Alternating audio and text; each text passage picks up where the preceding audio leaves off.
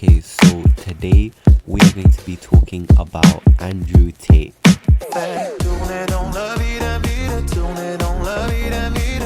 Whoa, not that Andrew Tate.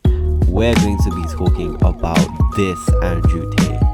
Because this man has hundreds of clips that exist out there where he literally incriminates himself, but somehow he still managed to manipulate the entire world and garner a fan base, which I mean is honestly impressive considering the fact that there are clips like this. I want a virgin wife at 16 who's going to obey me.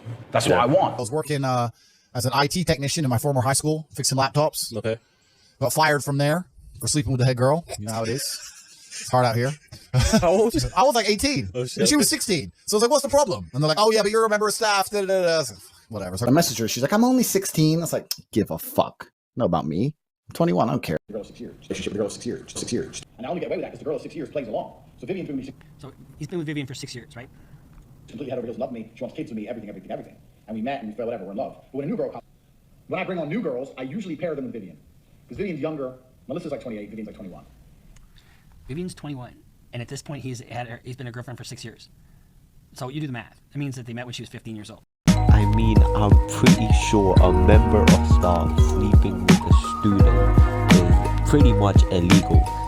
And I know 16 is the age of consent in the UK, but 16-year-olds haven't even sat their GCSEs yet. And this man is 21. So I find it quite weird that he has this weird obsession with wanting to date 16-year-old girls. And it doesn't help when his brother is out here saying stuff like this. Like, if you do the math, half of 30 is 15. And I don't know where a 30-year-old being with a 50-year-old would be considered legal or okay, except for like Epstein's Island or like Diddy's party or somewhere like that. But sadly, this is not where it stops, because we have just scratched the surface, because it gets 10 times worse when we look at how Andrew Tate got famous and how he made his first million.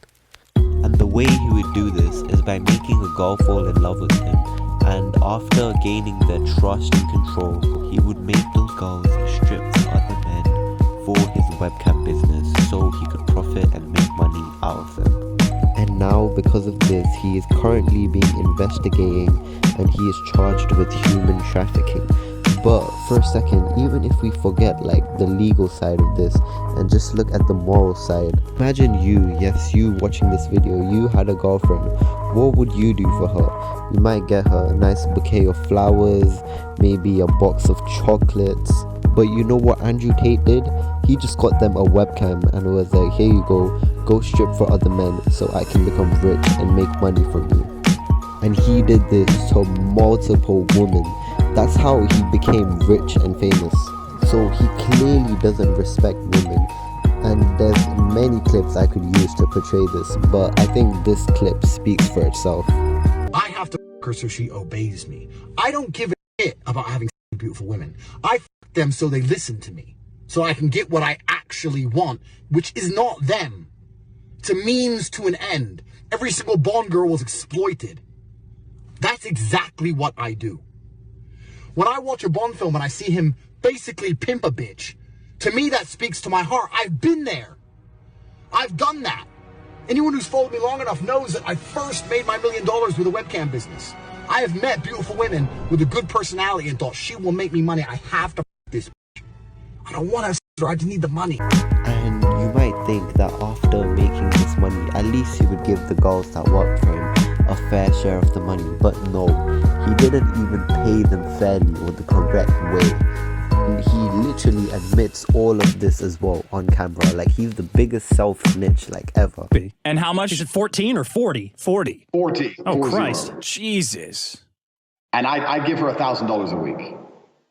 I'd give her. I mean, look at his smug face and how proud he is of making them do all the work and then stealing like almost 90% of all their money. So another thing, this guy loves calling and pointing out how other people are gay and how they're not masculine enough. But this is the same guy that would sit behind the webcam and text sexual messages to the other men as the girls on the webcam would do their thing. And he says this all on camera as well, of course. And it got to the point where it was easier if I just typed myself. So what we ended up doing was we had the two girls on camera with a keyboard, which wasn't plugged in, doing this. And then I was behind the screen talking to the dudes, saying the right things. Sexting other men while they're probably getting turned on and jerking off on the other side sounds pretty gay to me, bro. Like, come on. And I mean, if these clips weren't enough to show you that Andrew Tate is an absolute weirdo, these next audio recordings, which are currently being used in his case, may change your mind. Am I a bad person? Because the more you didn't like it, the more I enjoyed it. I fucking loved how much you hated it. Turned me on. Why am I like that? Why? I am one of the most dangerous men on this planet. Sometimes you forget exactly how lucky you were to get fucked by me. Would you rather me pin you down and make you do things you didn't like, or would you rather fuck? You didn't like that I was thinking I can do whatever I want to. That's what it is. I'm the smartest person on this fucking planet. Are you seriously so offended I strangled you a little bit? You didn't fucking pass out. I mean, with all this evidence out there, how is this guy still not in jail yet? Like, who is this guy's lawyer? Like, is it J.O.M.A. or somebody? Because this guy, it's almost a miracle that he's still not in jail. And you may think now that he's rich and has all this money that he doesn't feel the need to like scam his fans anymore. But that is where you'd be mistaken. Because this guy still scams his fans. And this is where the war room comes into place. And the war room is basically a Telegram group chat. And Tate basically tries to market it and promote it as a place where after you join you can become rich and make a lot of money. But the worst thing about this is that you have to pay $8,000 to join the war room. And after paying $8,000, you better expect it to be good. And this is what someone who joined the war room had to say about it. Right at the beginning, I'm told to watch this movie. You've paid $8,000, you're expecting to be taught some shit, learning information, rubbing shoulders with influential people who can help you level up, and they're like, yeah, if you just stick that movie on first. Cheers, mate. Started. You should buy these 5 courses. Oh, I love that. I thought we were on a course right now. Like, the first part of the course is watch a movie and buy 5 other courses. Then we'll start. I ain't playing chess. I'm not interested in playing chess. The last thing I want to do today is play chess. Money guys kind of try and spin it and be like, oh, this is what successful people play. It's all about strategy. It's all about life. I'm trying to earn the money, then I'll worry about the chess. That's what he's basically saying, yeah. How to talk to girls course. Oh my God. This is actually getting really pathetic now. They refer to him as Chief Commander. Grown men, by the way. So as you guys can see, the war room is absolutely fucking shit. Like, imagine being a fully grown man going into the war room and calling Andrew Tate your commander. Like, know him and his fans try to call other people gay, but that is like one of the most gayest things you can do. Like, they are literally simping for Andrew Tate. And what's even more embarrassing is that these guys, the first thing they do when they enter the war room is buy a how to talk to girls course. Like, you'd expect that from a 10-year-old search history, not from grown men. But those are the types of insults most of Andrew Tate's fans actually are. And the worst thing is that people actually paid for this. Over 3,000 people paid $8,000 for this course. That is a lot of money Andrew Tate made from this stupid war room. But Andrew Tate's stupid scams don't stop there, because we still have to talk about Hustlers University, which was basically a course made by Andrew Tate where once you joined the university, you would learn to make money and you would essentially be promised to become rich. Skip University, you can buy my program, and I guarantee you, you will know everything you need to know. Have you ever seen a college professor with an S63 and a McLaren and a Lambo and an Aston Martin standing next to a Porsche? No, you've never seen any of this. I know how to make stuff. So what Andrew Tate is implying here is that you can skip actual real-life university and just buy his course and become successful and rich. So there's a lot of high expectations from Hustlers University set from this video. And CoffeeZilla, a very famous YouTuber and scam investigator, decided to check out Hustlers University, and this is what he had to say about it. Escape the matrix. You're gonna take the red pill. But what you end up doing in this course is sort of learning how to run an Amazon side hustle for Jeff Bezos. Like, no offense, you're not breaking the matrix. You work for the richest guy in the world. Like, imagine Morpheus gives Neo the red pill and says, hey, have you ever day traded before? So basically, what CoffeeZilla discovered was that the Hustlers University isn't anything special, isn't gonna help you get out the matrix or gonna make you super rich and successful. All it is free information on how to make money, easy tactics such as drop shipping or other easy tactics to make money, all put in a course. And these all free stuff which you can find online, these all are put into one course, and all of a sudden you have to pay for it. That is basically what Hustlers University is.